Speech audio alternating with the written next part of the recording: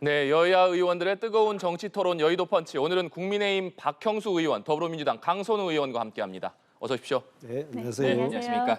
네, 여의도 펀치. 오늘 첫 번째 주제부터 보시겠습니다.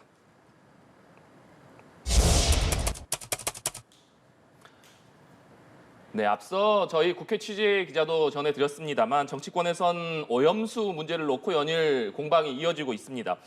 먼저 국제원자력기구 IAEA가 최종 평가 보고서를 발표했는데 여야의 입장은 나와 있습니다만 그래도 두 분 평가부터 들어보겠습니다. 박형수 의원님. 예, 저희들은 기본적으로 IAEA의 그 발표 결과를 존중한다는 입장입니다. 지금 세계적인 원자력 분야의 석학들께서 한 2년 정도 충분히 검토하고 발표한 그런 발표문이기 때문에 이 입장을 충분히 저희들은 존중한다는 입장이고요. 지금 기본적인 그 취지는 이렇잖아요. 알프스라는 그 거치면은 알프스로 그 정화를 하면은 삼중수소 이외에 다른 부분의 그 방사능 물질들은 다 제거가 되고 다만 삼중수소가 이제 방출됐을 때 얼마나 위험하느냐 이것은 지금 일본에서 방출한다라는 그 기준에 의할 경우에 해양 생물계에 미치는 영향이 미미하다 이런 거 아니겠습니까? 그래서 이 결과는 어떻게 보면은 지금 상식과도 부합한다고 생각합니다. 왜냐하면은 2011년에 그 후쿠시마 원자력 그 발전소가 지금 문제가 됐을 때 그때 유출된 방사능 특히 그 중에서 세슘의 양이 네. 지금 일본이 보관하고 있는 이 그 오염수의 전체 세슘 양보다 2, 3만 배 정도 달한다고 합니다. 그런데 이 지금 해류를 따라서 돌아오면 이게 약 4, 5년 정도 후에 우리나라 해역에 도착하는데 지금까지 세슘 양에 아무런 변화가 없거든요. 그러니까 그런 걸로 봐서는 그것보다 2, 3만 분의 1인 지금 오염수를 방출한다고 해서 이런 문제가 생길 것 같지는 않다. 이런 상식과 지금 IAEA 보고서는 일치한다. 저는 그렇게 보고 있습니다. 네, 강선우 의원님. IAEA 보고서 조금 더 뜯어볼게요. 그 첫 장을 보면은 첫 장에서 이렇게 시작해요. IAEA는 이 보고서 사용으로 인해서 만약에 발생할 수 있는 어떤 결과에 대해서도 아무런 책임을 지지 않는다라는 걸로 첫 장을 시작을 합니다. 그리고 또 어떤 내용이 담겨 있냐면은 이 보고서가 오염수 방류를 권고를 하거나 승인하는 것이 아니라고 분명히 밝혀요. 그러면서 이제 발을 좀 빼고 있거든요. 여러 가지 책임에 대해서. 그런데 이 국제기구라 하는 이 IAEA가 책임을 회피한 것도 문제인데요. 내용도 살펴보면 굉장히 심각해요. 아까 우리 박형수 의원님께서 말씀 주셨던 그 알프스 관련된 성능 검증의 내용 빠져 있어요. 그리고 오염수 방류가 좀 장기적으로 이 해양 생태계나 아니면 인체에 미칠 영향 등 그런 내용들은 다 빠져 있습니다. 그러니까 오염수 방류 이외에는 다른 또 방법은 검토되지 않았어요. 그러니까 방류를 한다라고 전제를 하고 방류를 위해서 이렇게 진행된 보고서라고 볼 수 있는데요. 그 의원님 더 잘 아시겠지만 이게 자연과학이든 사회과학이든 이 그 연구 결과로 나오는 페이퍼들을 보면은 그 펀딩의 주체가 누구냐, 그리고 연구자, 그리고 또 제1 저자 등이 가지고 있는 그런 목적에 따라서 같은 주제를 쓴다고 해도 상반되기까지 하는 그런 결과들이 나오잖아요. 그러니까 우리가 그 수많은 지식 또 과학이라 불리는 그런 결과들이 결국은 만들어지는 거거든요. 뭘로 만들어지냐면은 존재하고 있는 그 자본 그리고 존재하고 있는 힘으로 이런 것들이 만들어지는 겁니다. 그러면 이 IAEA 보고서 같은 경우에는 일본의 요청으로 만들었어요. 그리고 일본 정부가 제공한 자료만 가지고 만든 게 이 IAEA 보고서거든요. 그러면 이 결과에 대해서 신뢰할 수 있느냐 의문이 많죠. 네. 자, 여기서 제가 몇 가지 말씀드리겠습니다. 먼저 IAEA 보고서에서 이게 책임지지 않는다 또는 권고 승인하지 않는다라는 문구가 들어가서 그건 당연합니다. 왜냐하면은 IAEA가 이 방류를 허가하는 기관이 아닙니다. 허가하는 기관이라면은 당연히 거기에 대한 책임을 져야 될 텐데 IAEA는 지금 허가하는 기관이 아니라 이 유해성에 대해서 과학적으로 검증하는 역할만 하는 것입니다. 그래서 최종 방류하는 것은 주권 국가인 일본의 책임 하에서 하는 것이다. 그걸 지금 적시를 한 것이고요. 그다음에 또 알프스 성능 점검이 빠졌다라고 얘기를 하는데 지금 방사능 물질이 알프스를 거친 다음에 지금 어느 정도 남아 있느냐 이것 자체가 알프스의 성능 검증입니다. 그랬더니 삼중수소 이외에는 나머지가 다 걸러졌다. 이것은 알프스 성능이 제대로 작동하고 있다라는 반증인 것이죠, 당연히. 그리고 또 한 가지 지금 IAEA의 중립성에 대해서 지금 의문을 제기하는 말씀을 하셨는데 자, IAEA에 지금 계시는 분들은 지금 전 세계에서 가장 원자력 분야에서는 권위자들이십니다. 그다음에 또 한 가지 IAEA가 마치 일본의 어떤 자본에 의해서 휘둘리는 것처럼 얘기를 하시는데 자, IAEA에 가장 많은 지금 분담금 내는 것은 미국이고요. 그 다음이 중국입니다. 그 다음이 일본입니다.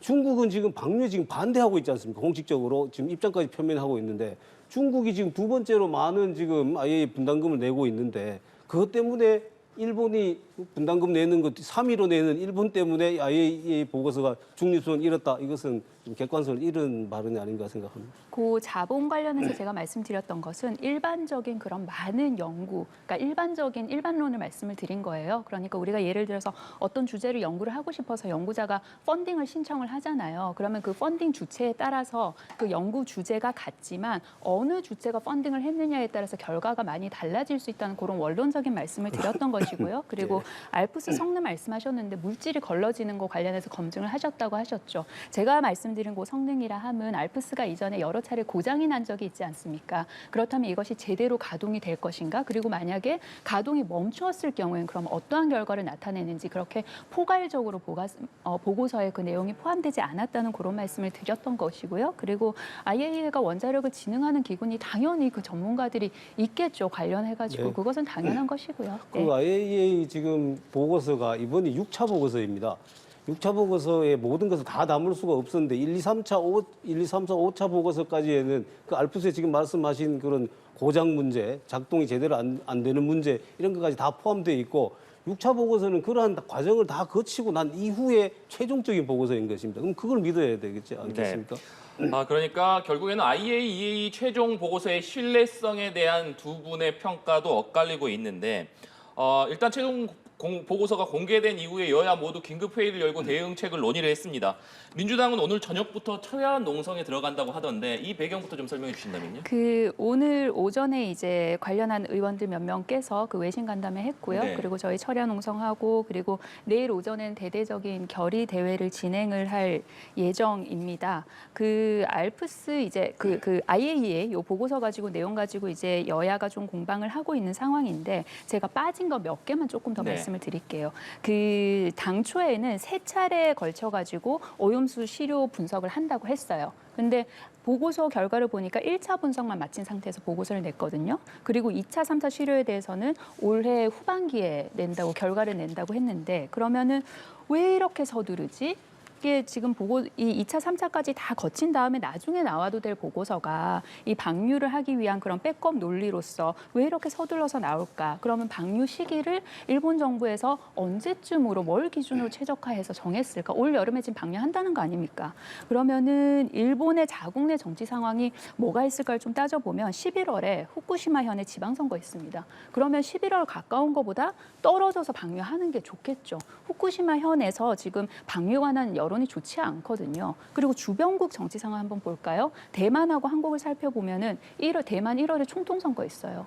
대한민국 내년 4월에 총선 있죠. 그러면 지금 빨리 하면 할수록 일본은 좋은 거예요. 그러니까 이런 소위 과학적인 검증이라는 것들이 자기들이 하겠다고 한 거를 마치기도 전에 지금 굉장히 서둘러서 하고 있는 것이고요. 그렇다면은 이제 방류가 시작되면은 되돌릴 수 없어요. 그럼 민주당으로서 할 수 있는 게 뭐겠어요? 그거를 일단 좀 최대한 좀 보류를 해라. 그리고 한일 정부 간에 뭐 상설 협의체를 구축을 하든 아니면 공동 환경 영향 평가를 좀 하든 그 안전한 처리 방안을 위해서 좀 최소한의 그런 안전 장치들을 좀 하자라는 것을 대대적으로 알리고 그리고 야당이 가장 쓸 수 있는 큰 무기는 국민 여론, 국민의 힘 이런 것들이잖아요. 그러니까 그런 것들을 빌어서 하기 위해서 오늘 밤에 그렇게 농성도 하고요. 그리고 내일 대대적인 규탄 결의도 진행을 합니다. 네.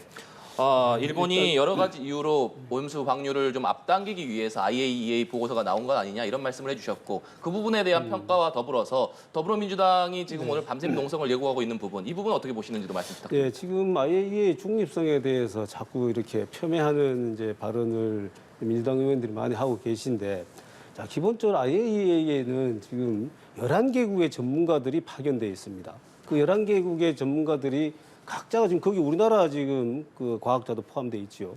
거기서 낸 결론입니다. 그리고 또 시료는 어떻게 했냐면은 11명의 전문가도 검증을 했지만은 4개국에 이 시료 자체를 보냈습니다. 우리나라도 거기 하나 포함되어 있습니다. 우리나라도 그 시료를 검증을 했고, 그다음에 미국, 또 프랑스, 스위스 이 4개국에서 검증한 결과와 지금 IAEA 자체 검증한 결과가 일치하고 있는 것이거든요. 이걸 자꾸 중립성을 의심한다라는 것은 국제적인 어떻게 보면은 그 신뢰를 우리의 신뢰를 훼손하는 일이다. 저는 그렇게 생각이 들고요. 지금 민주당의 이 대처를 본다라면 저는 일단 조금 우회적으로 이렇게 말씀 좀 드리고 싶습니다. 일본 의회에서 지금 농성을 하고 야간에 집회를 하고 이렇게 하던가요?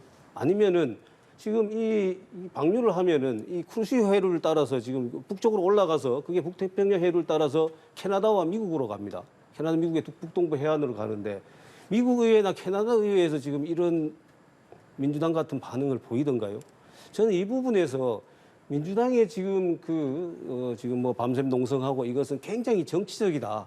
과학적이지 않다라는 거예요. 과학적이지 않다라는 것은 캐나다 의회나 미국 의회가 그러면 과학을 몰라서 그러면 원자력의 위험성에 대해서 그 사람들이 무지해서 지금 가만히 있을까요? 저는 그렇지 않다고 생각합니다. 오히려 민주당이 지금 이렇게 농성하고 국민을 선동하는 것은 다른 정치적 목적 때문이다. 저는 그렇게 생각을 합니다.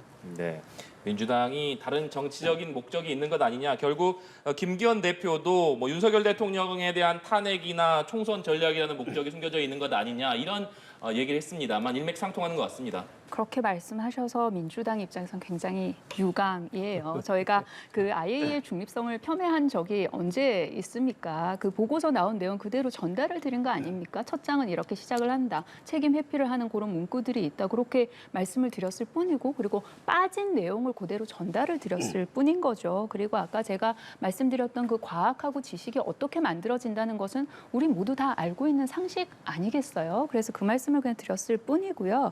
그 IAEA 보고서 그 중립성 고로 말씀하시니까 하나 더 내용을 좀 짚어보고 넘어갈게요. IAEA 보고서에 이게 2차, 3차 시료 채취에 관한 결과도 담지 않았는데 이 보고서에 무슨 내용이 담겨 있냐면은 갑자기 후쿠시마 수산물 관련 내용이 거기에 담겨 있어요. 그래서 뭐라고 보고서에 돼 있냐면 후쿠시마 수산물 섭취해도 방사선의 피폭 정도가 국제 기준에 부합한다고 했는데 그러면은 이 결론을 내린 근거 자료가 뭐냐? 도쿄전력이 지난해 3월에 공개한 자료 그대로였습니다. 그렇다면 이게 대한민국 국민 입장에서 불안하지 않을 수 있겠어요? 그러니까 후쿠시마 그 수산물이 안전하다고 한 그 보고서를 정부랑 여당이 존중을 한대잖아요. 그러면은 민주당 입장에서는 국민들께서 국민의 85% 정도가 반대를 하고 계신데 게다가 아이들 학교 급식 문제라든지 이게 장기적인 영향은 또 모른다는 거 아니에요? 그럼 그 상황에서 민주당이 손 놓고 가만히 있어야겠습니까? 그래서 당연히 야당으로서 해야 될 일 그리고 입법부의 그런 구성원으로서 해야 될 일을 하는 것인데 이것을 무슨 대선 불복이랑 연결을 시키고 윤석열 대통령 탄핵이랑 연결을 시키고 아니 도대체 무슨 상관이에요? 이 IAEA 보고서랑 민주당이 입법부의 일원으로서 해야 될 일을 하는 거랑 대선 불복이랑 도대체 무슨 상관입니까? 그렇게 말씀하시는 거에 대해서는 유감입니다. 일단 후쿠시마 지금 수산물에 대해서 수입 금지 조치와 지금 이것과 연결시키는 것은 논리가 다른 맥락이거든요. 그런데 자꾸 민주당에서 이걸 섞어서 얘기를 하고 있습니다. 그리고 우리 정부나 여당의 입장은 확고하지 않습니까? 여러 번 이미 천명을 했습니다. 국민의 안전과 건강에 문제가 있다 그러면은 후쿠시마산 수산물은 절대 수입하지 않겠다라고 이미 여러 번 공언했어요. 그런데 마치 자꾸 이 보고서나 다른 걸 가지고 그렇지 않을 거다라고 얘기를 하고 있잖아요. 여러 번 천명했음에도 계속 그렇게 얘기하는 것은 다른 정치적 목적이 있다. 저는 그렇게 보고요. 또 지금 대선 불복과 왜 연결시키냐면은 자 지난번 그 광우병 사태 또 그 이후에 뭐 여러 가지 지금 뭐 사드나 지금 이런 이 괴담 이 지금 그 영향이 어떤 그 국민들께 지금 득이고 불리했는지 이걸 한번 따져보자라는 것입니다. 그래서 지난번 광우병 사태 때도 그것이 과장된 그런 그 위험성 이거에 사실 그 밑바닥에는 대선 불복이라는 것이 깔려 있었다라고 지금 많은 분들이 얘기하고 있습니다. 그러니까 그래서 저희들은 이거를 과학의 차원으로 가자는 것이다. 이 말씀을 드리고 싶습니다. 네. 지금 박 의원님께서 말씀해 주셨지만 일각에서는 국민의힘과 정부가 계속해서 국민이 안심할 때까지 후쿠시마산 수산물 수입은 금지하겠다 이런 점을 강조하고 있습니다만 일본이 이번 보고서를 이유로 해서 수입 재개를 요구할 경우에는 과연 어떻게 할 것이냐 뭐 이런 목소리들이 나오긴 합니다. 네. 네, 그 부분에 대해서 어떻게 생각하십니까? 자, 아까도 제가 말씀드렸습니다만 그거는 논리의 차원이 완전 다른 것입니다. 자, 우리가 후쿠시마현 인근의 8개 현에 지금 수산물 수입 금지하는 것은 2011년에 원자력 발전소가 문제가 생겼을 때 그때 누출된 방사능 때문입니다. 그때 누출된 방사능이 이 인근 해역에 이미 퍼져 있지 않습니까? 네. 그래서 거기에 대한 안전성이 증명되지 않았기 때문에 우리는 수입을 금지한다는 것이고 이번 방류는 뭐냐면은 그때 유출된 것이 아니라 유출되지 않은 이 오염수를 처리하고 난 다음에 방류하는 것이 안전한가 안전하지 않은가 합니다. 그 차원이 전혀 다른 거를 지금 거기 자꾸 갖다가 지금 혼돈을 하는 것 네. 같아요. 그래서 저는 기본적으로 수산물 수입에 관한 것은 논리도 다를 뿐더러 우리 정부는 이미 여러 번 그런 의지를 천명을 했어요. 그런데 거기에 대해서 자꾸 다른 얘기를 하는 것은 아까도 말씀드렸습니다만은 그건 다른 목적이 있다. 정쟁적인 목적이 있다. 저는 그렇게 생각을 합니다. 네. 다른 목적이 있는 게 아니고요. 이게 별개의 거를 계속해서 혼돈해서 말씀을 지금 드리고 있다고 말씀 주셔가지고 별개라고 보기가 굉장히 어려워요. 그러니까 조금 전에 말씀드렸다시피 IAEA 보고서에도 후쿠시마산 수산물이 안전하다는 그런 내용이 있고 그리고 정부하고 여당이 그 보고서를 존중한다고 했다니까요. 그 내용이 들어있는 그 보고서를 그리고 2019년에 WTO가 후쿠시마 수산물 수입 금지 조치 인정한 이유가 후쿠시마의 환경적 요인이 위해할 수 있다고 했어요. 그렇다면 이게 오염수 방류가 국제 기준에 부합한다라는 IAEA 보고서를 우리 정부가 수용하고 그 입장도 존중하고 그렇다면 이게 후쿠시마산 수산물의 수입을 반대할 명분하고 논리 중에 굉장히 큰 축이 사라지는 거예요. 그래서 저희가 이거를 지금 그 상관없는 거를 섞거나 아니면 혼돈해서 드리는 말씀이 아니에요. 큰 축이 사라지는 것이 아니고 큰 축은 그대로 남아 있다니까요. 자, 지금 만약에 IAEA 보고서에서 방류되는 오염수에 대한 안전성을 측정한 것이 아니라 지금 후쿠시마 앞바다에 대한 걸 조사를 해봤더니 안전하다더라. 이러면 모르겠는데 그건 전혀 보고서 내용이 없거든요. 그렇기 때문에 이것은 전혀 차원이 다른 문제이고 자, 최근에 예를 들어서 세슘이 많이 지금 함유된 우럭 때문에 지금 난리가 났지 않습니까? 네. 그것이 바로 오히려 우리가 수입을 지금 하지 않을 근거가 되는 것입니다. 자, 봐라 지금 이 후쿠시마 앞바다에는 세슘이 지금 훨씬 농도가 높은 이런 우럭이 잡히지 않느냐. 그러니까 여기는 안전성 검증 안 됐다. 그래서 우리는 여전히 수입을 못하는 조치를 유지할 것이다. 이것이 훨씬 더 설득력을 얻게 되는 것입니다. 네.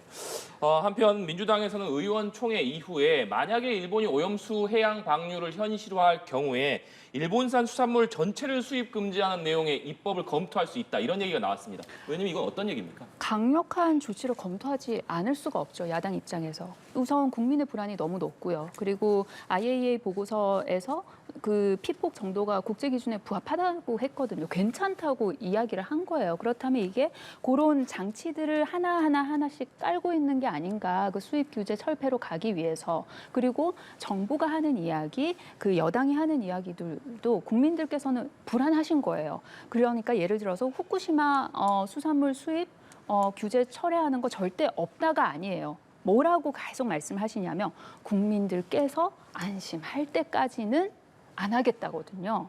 그러면 어느 순간 어떤 이유로 그리고 어떠한 근거로 예를 들어서 뭐 어느 정도의 국민들께서 뭐 안심한다.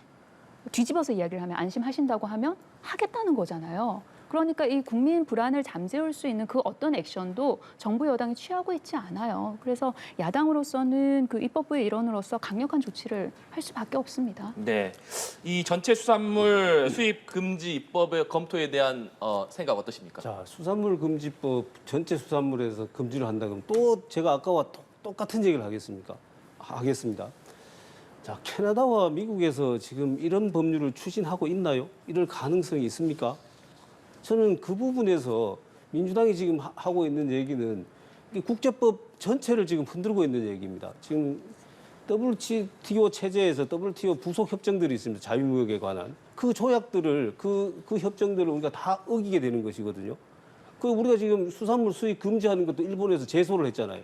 그래서 우리가 이겼기 때문에 이게 유지가 되는 것입니다. 근데 법으로 그걸 다 금지한다 그러면은 국제적인 기준에 우리만 지금 이탈하겠다는 것이 되는 겁니다.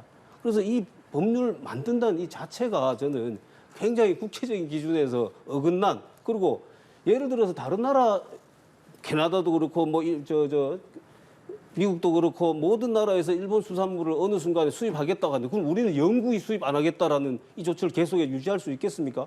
그래서 이런 여러 가지 측면을 볼 때 지금 민주당이 추진하고 있는 이 전체 수산물 수입 금지는 굉장히 잘못된 법률이다. 일단 저는 그렇게 생각합니다. 네, 알겠습니다. 저희 여의도 펀치 두 번째 주제로 좀 넘어가 보겠습니다. 두 번째 제시어 보여주시죠.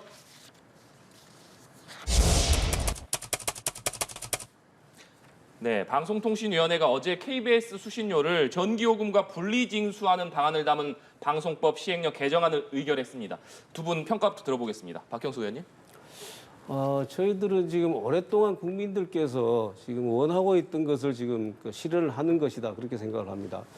자, 방송법에 의하면은 수상기를 소지한 사람들은 시청료를 납부하도록 되어 있습니다. 그런데 이게 전기요금하고 같이 통합고지가 되는 바람에 수상기를 소지하지 않은 사람 또 지금 납부할 수밖에 지금 없는 상황이고, 또 물론 수상기 소지하지 않은 사람이 내가 수상기 소지하지 않았으니까 안 내겠다 신고는 할 수 있습니다. 누가 과연 우리 국민들께서 그렇게 하시는 분이 있겠습니까? 그다음에 또 이 필요 없다, 나는 더 이상 수상기 필요 없다고 하는 분도 다 내야 돼. 이게 만약에 안 내면은 통합 징수할 경우에는 이걸 내지 않으면은 전기 자체를 단전하는 이런 지금 것 때문에 어쩔 수 없이 이걸 다 내야 되는 것입니다. 그래서 이 부분을 정상화시킨 것이다. 저희는 그렇게 판단합니다. 네, 양선호 의원님. 이걸 이렇게 졸속 처리하는 게 맞나, 그리고 절차를 지켰냐 하는 문제인 것이죠. 그 수신료 문제는 사실 이 공영방송 독립성, 그리고 그 중립성, 그리고 또 공영방송이 하는 역할이 있지 않습니까? 재난방송이라든지 아니면 사회적 약자 관련된 방송이라든지 아니면 뭐 해외 송출이라든지 교육 관련 그런 방송들에 있어서 그 방송국이 재량을 가지고 마음껏 독립성과 중립성을 지킬 수 있도록 해주는 어떤 그런 안전망 역할을 해주는 게 이 수신료라는 것이거든요. 그런데 이것을 징수하는 방안을 30년 정도 됐어요. 이렇게 징수한 지가. 그런데 요걸 한 30일 만에 완전히 뒤바뀌어 버린 거잖아요. 그러면은 이 방법이 바뀌어서 나타날 그런 여러 가지 영향들에 대해서 이거를 대체할 내지는 지원할 그런 방안을 마련하고서는 지금 이 시행령을 밀어붙였느냐? 그렇지 않아요. 그리고 이 국민들께서 그렇게 원하신다고 하셨는데 찬성하시는 분들도 분명히 계시죠. 반대하시는 분들도 계세요. 그 처음에 대통령실이 국민제안이라는 그 홈페이지 요식 절차를 거쳐가지고 이제 분리징수를 지시를 한 것이죠. 근데 요 국민제안이라는 요게 중복 투표가 가능한 시스템이거든요. 그래서 여기에서는 그 분리징수 여론이 굉장히 높았어요. 그런데 우리가 이제 그 입법 예고를 하게 돼 있잖아요. 그럼 분리징수를 하겠다 하고서는 입법 예고를 하고, 원래는 입법 예고 기간이 40일입니다. 그런데 이 시행령 같은 경우는 10일밖에 하지 않았어요. 그런데 그 10일 하는 동안에 반대 여론이 80%를 훌쩍 넘었거든요. 그러니까 굉장히 첨예하게 붙는 사안이에요. 그러면 이런 사안들은 어떻게 해야 되냐? 공청회도 해야죠. 대국내 토론회도 해야죠. 숙고의 시간 가져야죠.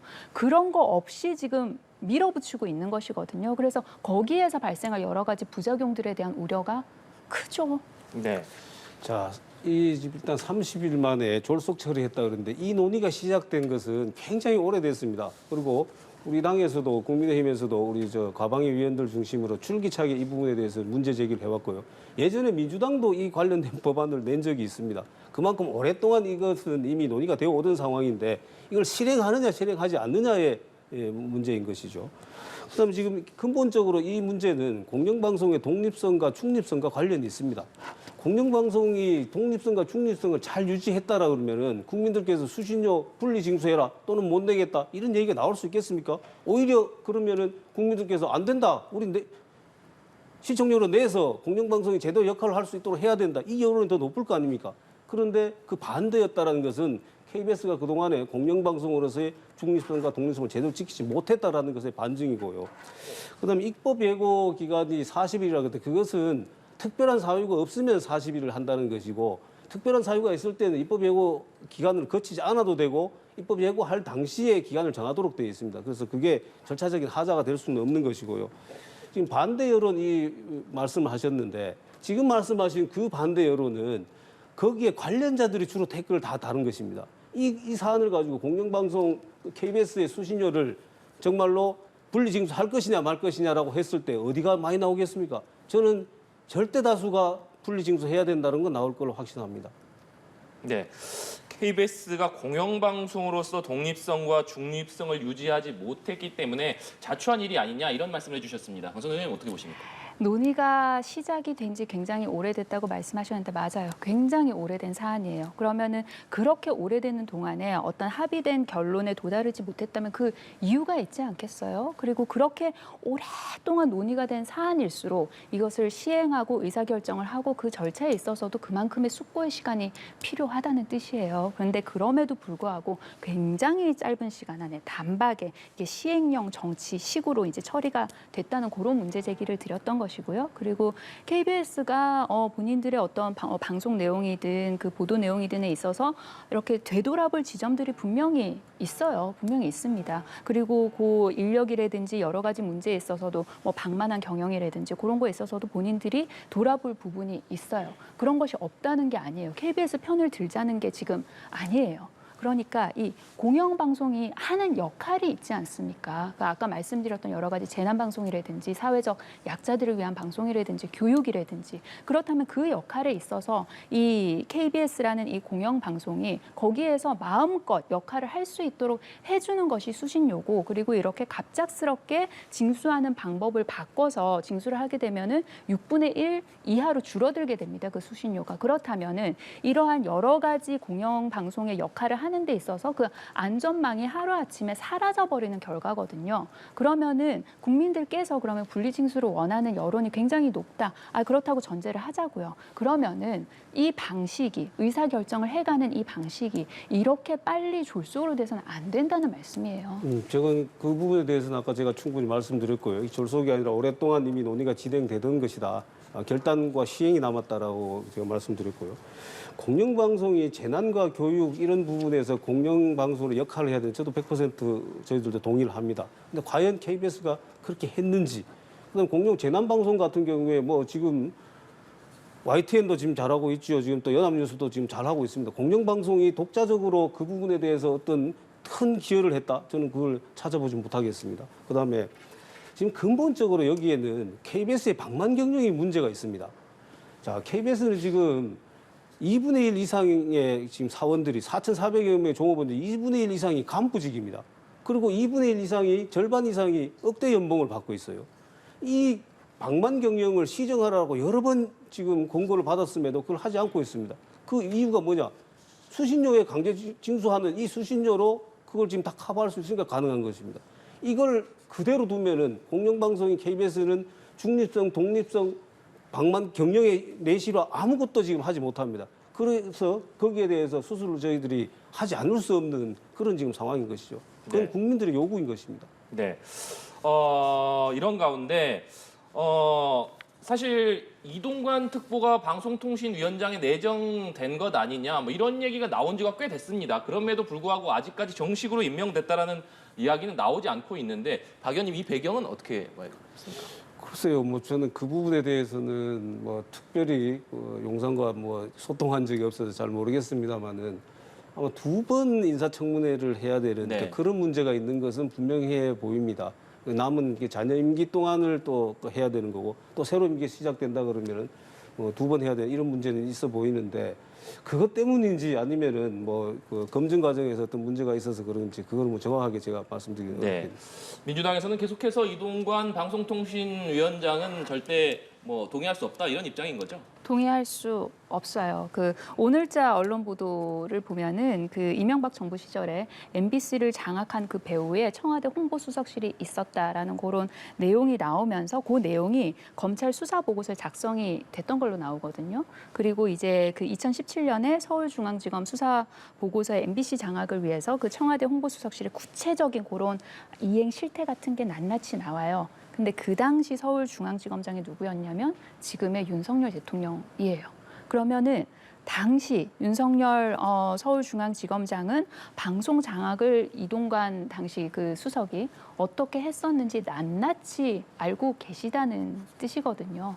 그러면은 이런 거를 다 알고 있으니 그럼에도 불구하고 이 이동관 특보를 방통위원장에 앉히려고 하는 그 의도를 민주당은 의심할 수밖에 없지 않겠습니까?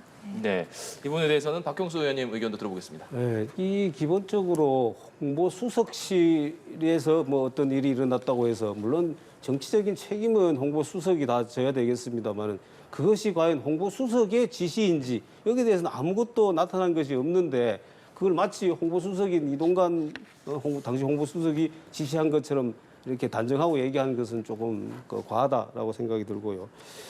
그다음에 이게 방송이 아니라 참 우리 이제 정권에서 쓰는 용어들을 저희들이 조금 볼 필요가 있습니다. 그 지난번에도 뭐 좌편향 이런 말을 썼다고 해서 그 문제가 되고 또 거꾸로 하면은 또 저 민주당이 집권했을 때 적폐라고 또 쓰잖아요. 그 얘기는 무슨 얘기냐면은 근본적으로 보면은 근본적 그 정권의 철학과 기조에 맞느냐 맞지 않느냐의 판단입니다. 맞을 경우에는 이게 맞지 않는 쪽을 이쪽에서는 저쪽 좌편향이라고 표현을 했고 저쪽에서는 맞지 않는 이쪽을 이제 적폐라고 표현을 한 것이죠. 그러니까 그 근본 취지는 이 정권의 근본적인 철학과 기조에 맞지 않느냐 맞지 않느냐. 그것은 당연히 어떤 정권이든지 그 철학과 기조에 맞는 사람들도 쓰고 또 그런 정책을 추진할 거 아니겠습니까? 그래서 그런 차원으로 좀 봤으면 좋겠다. 그렇게 말씀드립니다. 네, 알겠습니다. 오늘도 두 분께서 뜨거운 토론을 해주셔서 저희가 준비된 시간이 벌써 후딱 지나가 버렸는데요. 시간 관계상 오늘 두 분 말씀은 여기서 줄이도록 하겠습니다. 지금까지 국민의힘 박형수 더불어민주당 강선우 의원과 함께했습니다. 오늘 말씀 고맙습니다. 네, 고맙습니다. 고맙습니다.